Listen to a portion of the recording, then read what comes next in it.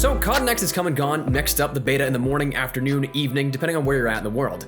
A big thanks to everyone who came out to the stream that we did for Next. If you want to catch it all back, it's not a public video per se, but I still think I'll be keeping it as unlisted in the Modern Warfare 2 playlist on the channel here, so you can still access it if you want to. But that said, 4-ish hours under my belt for Modern Warfare 2 and Warzone, are they any good? There's a lot of polarizing things in both applications this year, it seems, so today I wanted to, now looking back at footage, give you guys my insight. Some good, some bad, some really bad, and let you know what I think. Here's the thing, Modern Warfare 2, when the game goes open beta, you've got nothing to lose by trying it and simply giving it a go. Maybe share some feedback as the weekends go along, but whether you're interested or not, today I want to run down a bit of what you can expect in this gameplay. So drop your thoughts below, let's keep it constructive. If you have any concerns, do me a favor and voice them, but give examples of what you'd change and how you'd change it. I'll do my best to get some developer eyes on the comment section to act as a platform to advocate for said changes, but from experience, constructive is definitely the way to go. Additionally, if you enjoy the video, you agree with any of the things we're saying here, you find it at all insightful, you enjoy it, whatever the case, do me a favor and drop a like on the video. Let's aim for 2,000 here at this one. And if you guys are new to the channel, make sure you subscribe so you stay up to date with all things Modern Warfare 2 and Warzone 2 as we go along. We've got so much upcoming for the beta and of course the launch, just about a month out at this point and 2 months for Warzone. So excited to share some content with you guys coming up, but I'd love to have you in the community if you'd like to stay up to date with all that. That said, let's jump into it. First, let's sort of set the standard here. If you liked Modern Warfare 2019, you're probably gonna like this game. It's Modern Warfare 2019, but more of it and with enough new stuff that it does feel fresh. If you didn't like Modern Warfare 2019, you're probably not going to like this game, or I could see why you wouldn't. I'm sure there's definitely going to be people that may enjoy this game but not Modern Warfare 2019, and vice versa, but for a rule of thumb. Personally, as you've seen by gameplays on the channel, I've been grinding Modern Warfare 2019 again the last month or two, so this has kind of felt natural to me, and therefore, I liked my experience here with it. Now, how matchmaking will work, we have no idea. Very easily could make the game experience awful if we have over-the-top matchmaking again, so I can only speak from my 4 hours or so of experience here from playing other creators, streamers, and pros who all will play aggressively. They're all trying to get gameplay for their channels and socials, so that's the way that I enjoy to play, and it made it more enjoyable overall. Now, I'm absolutely going to forget some things as we go across things in these categories, so bear that in mind, but I want to get my criticisms out of the way first. Let's start with Modern Warfare 2 and the criticisms with that. Firstly, I did not like the perk system. So the way this works out, and we may break this down in a video tomorrow, not sure how coverage is going to work, what I'm going to keep, what I'm going to scrap, but the perk system lets you have 2 perks at the base, 2 sort of playstyle perks, and then as you go along in game time, in match, you end up earning 2 more. One called a bonus perk, one called your ultimate, which these both seem to be mostly based on time, but I'm not 100% sure if there's anything in terms of performance that acts as like a modifier or a bonus here for it. But only 2 perks that you start the match with. The rest you have to earn over time. It's kind of like they're combining the perk system that you'd have with specialists, but with requisitions from World War II, where you don't have to restart a streak or anything upon death. You just get granted stuff later on in the match. So to me, it's just weird, and some of the perks are odd. The ultimates, there's a last stand one in which, thankfully, I didn't see, but seemed kind of busted. Another thing I didn't like, the minimap doesn't have pings on it. You don't have your regular minimap, the traditional minimap, whatever you're gonna call it. They reportedly had that in the build in June, but from what I heard, that was a bug, and they were going to, air quote, fix it from the beginning, so I don't quite know why we can't just have a regular traditional minimap back. I mean, it is in Ground War, again, like Modern Warfare 2019, where enemies firing show up on your minimap, so like, why can't we just have that? Dead silence is another thing. That's a field upgrade. I know that's gonna bum out a lot of people. I personally don't understand why we can't have like a ninja perk in Dead Silence as a field upgrade, something that muffles the footstep audio a little bit as a kind of middle ground, and then Dead Silence to completely nullify that. I mean, Cold War did that pretty well, and you don't see me saying, this is what Cold War did well too often. Slide canceling in the movement is a semi-gripe of mine. I fully recognize that slide canceling was a truly broken mechanic that wasn't ever meant to be there, but at the same time, movement by comparison is rather slow so far. Bunny hopping, I think, is going to be absolutely the move this year for sort of power positions in terms of how you engage gunfights. Maybe you can drop shot, but I'm kind of doubtful because if you hold your prone, you go into a dolphin dive.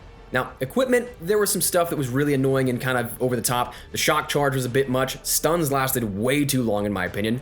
Third-person mode was interesting. It's a game mode, so don't get too worried about it a whole ton. I kind of think this is going to get that NVG treatment where it's a mode that they really want to push. They marketed it a lot, but ultimately, come like week 2, it'll be pulled from the main game modes and relegated to like an LTM we see every so often.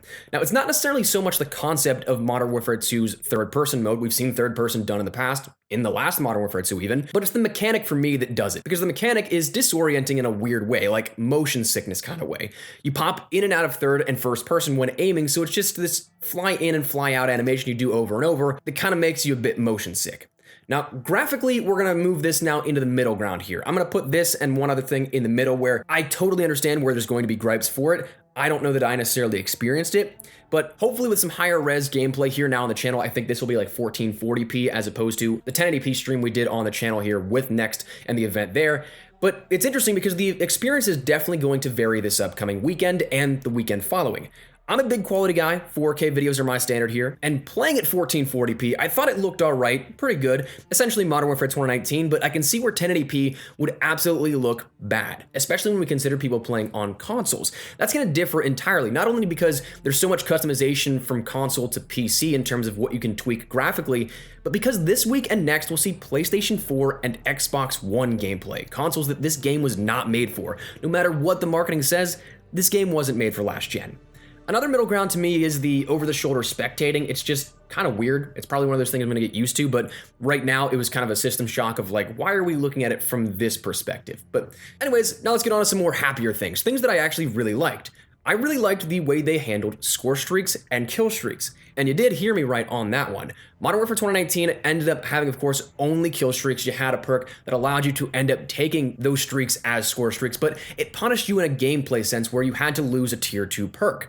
Not this time though. If you end up going into your kill streaks and or score streaks, you have the ability to toggle which one you want at a top level so that once you get in game, it'll act as a score streak or a kill streak.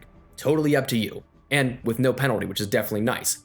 Next, the maps felt pretty good. I like the way they played. 6v6 was small, compact maps, but from what we played, I'd say Museum was maybe the biggest, where it really wasn't all that bad, but you could tell there was some kind of dead space in between engagements. Farm 18 was fast, Hotel was fast, they felt pretty solid. Kind of surprised we didn't see Grand Prix in there, but that's something we'll see maybe in the future. Ground War, though, was honestly a blast. Talking maps, I thought there was some really cool stuff in there. I really liked the swimming. I really liked the new helicopters that you can spawn in. As weird of a thing as that sounds, you can actually walk around in those, which, by the way, totally try dolphin diving if you get the opportunity to do so. Dolphin dive out of the back of that. I personally had a blast sniping a Ground War, pulled off a few slick clips if I remember correctly. My editor, if he remembers, he'll put them in and you'll see. If not, he's fired.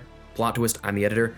Speaking gunplay though, I really like the gunplay in this game. Weapons themselves seem pretty beefy. There's definitely some standouts. The M4 with the weapon vault absolutely is one because that's fully unlocked. The SCAR is pretty gnarly as well. The gunsmith by extension then is actually still pretty comprehensive talking weapons. There's a lot to do with it. I really enjoy the fact that we have attachments unlocked for all weapons in some instances, that you can just unlock them once and be done. Takes out a lot of repetition, a lot of redundancies, so excited for that one. Weapon platforms seem pretty cool as well. Excited to see a little bit more depth in all of that as we gear up towards the full game. And then finally, the TTK is one of those things that I'm kind of just up in the air on. It's really fast. It's Modern Warfare 2019. It feels exactly the same, to be honest with you. So I don't know if that's a good thing, bad thing. Modern Warfare 2019 and that TTK was kind of a twitch shooter, whereas the year before you had the other extreme of Black Ops where you had to dump a half a mag into a player to end up getting a kill. So I was kind of hoping for a little bit slower TTK, giving some gunplay and gun skill some chance to thrive, but this is what we have. Now, let's move on to some Warzone 2, because I'm sure this is where a lot of things are going to come into play. And Warzone 2 is, it's a game. It's for some people. I don't know that it's for me, or at least branded as a Warzone experience. To me, this is a COD take on like PUBG or like a true battle royale rather than Warzone. It's too many drastic changes, I think, pulling nearly all of what made Warzone Warzone and changing it up either entirely or to a degree of almost no recognition. I'll probably say it a bit throughout this segment. It's a battle royale, not Warzone, which kind of, well, like, isn't that the same? Battle royale is in the genre. But I mean, this is more so built on the fundamentals of the genre, not what Warzone established the last few years. This to me is a mix between Blackout and PUBG, not really Warzone. Personally, I'd change some things. I'm okay with regular BR, but as it stands, it's not something that really stands out of the crowd of other BRs. Like, why play Warzone over another of these with these changes in place? I'm sure the biggest thing you'll hear about is no loadouts. And yes, there are no loadouts right now, and to me, that's the biggest departure I think that makes Warzone Warzone and why this change is so drastic. This experience was a battle royale, and again, it's for some people. Even my chat when we were streaming on YouTube was like, oh, this is kind of cool, I like it, there's no loadouts, while others were like, dude, what is this? Get this out of here. It's a battle royale, and that's cool, but the problem is following Warzone, a variation of battle royale that was unique in its own right because it gave the ability to have some control in a genre where RNG rules. That was the big drawing factor. I know if you're a BR purist, that's such a dumb statement to make and to hear, and I also get that, but in regards to identity, that's what made Warzone Warzone. So I feel like it kind of lost it with that change. What you can do instead is buy weapons, which is not really clear yet how much of a sort of loadout weapon that will be. It seems like it will be, but you can't get your perks. And also the pricing was pretty high on these weapons if my memory serves me correctly. Cash also wasn't super abundant, so it makes it even harder. Now also, not even talking about the gameplay perspective, this is something that just doesn't make sense to me logically, from a business perspective. Like, they kind of shot themselves in the foot. I get the Warzone as we know it is kind of a spin-off purchase simulator, but from a purely business perspective, why would you take out the part that drove the most sales for your mainline game so that people would level up weapons, and why people would buy things like blueprints? Like, if you can't use those weapons, or you can only use like one at a time, that severely cuts into your sales, right? Like, I just don't understand that logic. But anyways, outside of that, AI was just weird. I did not like the overabundance of AI that we had, and there's a couple of things that I had issues with. There's firstly no real way to differentiate between them and real players. I mean, even on UAVs, they show up as regular red dots. They even show up on advanced UAVs as regular enemies. So it just kind of is useless clutter to me to fill space, it seems like, and also there's just so many of them. Add strongholds and have them there, absolutely, sure. That's fine because they actually serve a purpose, like the Doomsday device in Caldera lately, the factory in the bunkers in the past, Fortune's Keep's mercenary event, and so on. They had purpose to guard an objective, but there's so many scattered around that it just doesn't make sense to me, and they're really not all that advanced either. They were definitely like shooting at me, but I'd walk up to one and just pop one in the head and be done with it. So it was weird. Final thing on AI that's also just weird to me, I get why he's supposed to be there, but it's weird to me that there's AI in the gulag. Like, I think you can kill the AI in the gulag and he'll give you the keys, like he's kind of like the warden and you can escape, but it's just so odd to me. Anyways, looting's a bit clunky, wasn't a fan of that one. It's part I need to get used to the inventory system, which that fundamentally I don't care too much about. I can get used to that. Adds a bit more strategy and tactical nature to things, but when looting doesn't seem to be as intuitive as just simply walking over things and picking them up like we saw in Warzone now, it just feels clunky to me. The new zone mechanic also is just weird. I don't understand why we have this. It makes for some marketed, unique gameplay situations, sure, but there's also some fundamental flaws with it. I think it's hilarious this happened in like game 2 or 3 of mine overall for Warzone, but there was a situation where I came back after the gulag and I spawned in over one of these zones, and it was quite literally just the runway of an airstrip in the south of the map where there's no cover, there's no loot boxes, it's just concrete. So I didn't quite understand that. I don't really understand the need for that per se. Armor, I wasn't really liking the management of that system where you have 2 to start but you need a vest to get 3. And back to looting to a degree, there really wasn't a whole ton of good loot and a lot of cash to be found, at least in my games. Now, some small things before we move over to some positives. Revives locked you in a sort of standing position and you couldn't move around to view your surroundings. You couldn't like spam spin in a circle to check out where other enemies are. You were locked in the viewpoint of just looking at your teammate. Also, buybacks for $4,000 again, so don't die, don't be that guy for your team. That's hard to do, I know, I'm that guy. Anyways, semi-rant out of the way, there was some good, and honestly, I do think that it does have potential, but right now it's just not really it. One major W though is that it's its own application. You're not tethered to Modern Warfare 2 like you were for Modern Warfare 2019. So if you don't want Warzone, good looks, you don't need it.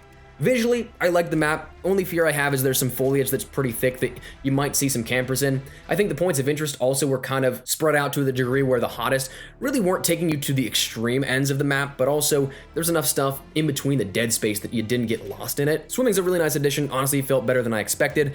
What I also really liked was the implementation of fall damage. It's no longer, what, like 14 meters and you die, 13 meters you live, no problem. I didn't get specifics, but there's now a somewhat middle ground where you can take some fall damage, it seems. So definitely nice. Proximity chat is going to be one thing that I'm going to chalk up to the middle ground maybe win column. It's enjoyable whenever you know the lobby's not going to be super toxic, but I know for a fact when I get into streams and stuff, I'm going to have to mute my game chat. That's just the way that it's going to be. But also, if you're playing, I'd consider using party chat or something like Discord, because if you chat in the mic, it's free kill city in-game. I mean, watch this clip. Right here, in front of us, Shauna, on the hill. Right here, right here, right here, right here.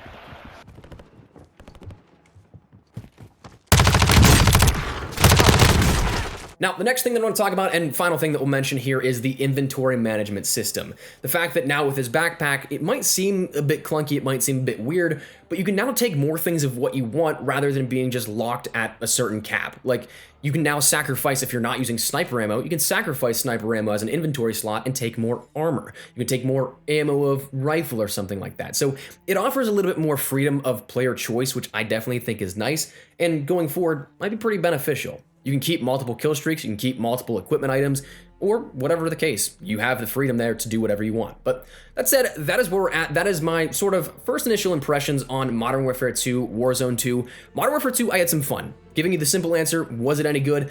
I liked it. I think it's worth playing. If you don't want to pre-order and get a beta code for that, at least try out the game free when it's an open beta either this weekend for PlayStation or next for PlayStation the entire time, and a couple of days for Xbox and PC. Warzone 2, I want to like it, but it's got some work. I think that right now it's kind of trying to build up the DMZ mode that we're going to see come at the launch with Warzone 2 too much. Like, I kind of think they're trying to bridge that gap and make it too much of the same experience, whereas one is drop in, loot, extract, and the other is drop in and be the last team standing. That's kind of the way that I see it right now, so hopefully we end up getting sort of that identity of Warzone back. I think there's going to need to be some major changes made, but we'll see where we're at here. Again, we have 2 months, hopefully something can happen, but anyways, that's where we're at. Let me know your thoughts and feedback down there in the comment section down below. What do you guys think here of this? Are you liking what you saw so far? Are you excited to jump into Modern Warfare MP tomorrow or next week, whenever the case? Let me know. But if you enjoyed the video, do me a favor and drop a like on it. If you're new to the channel, make sure you subscribe so you don't miss a single thing regarding all things Modern Warfare 2 and Warzone 2. For now, thanks so much for watching. Lot of espresso. I'll see you guys later.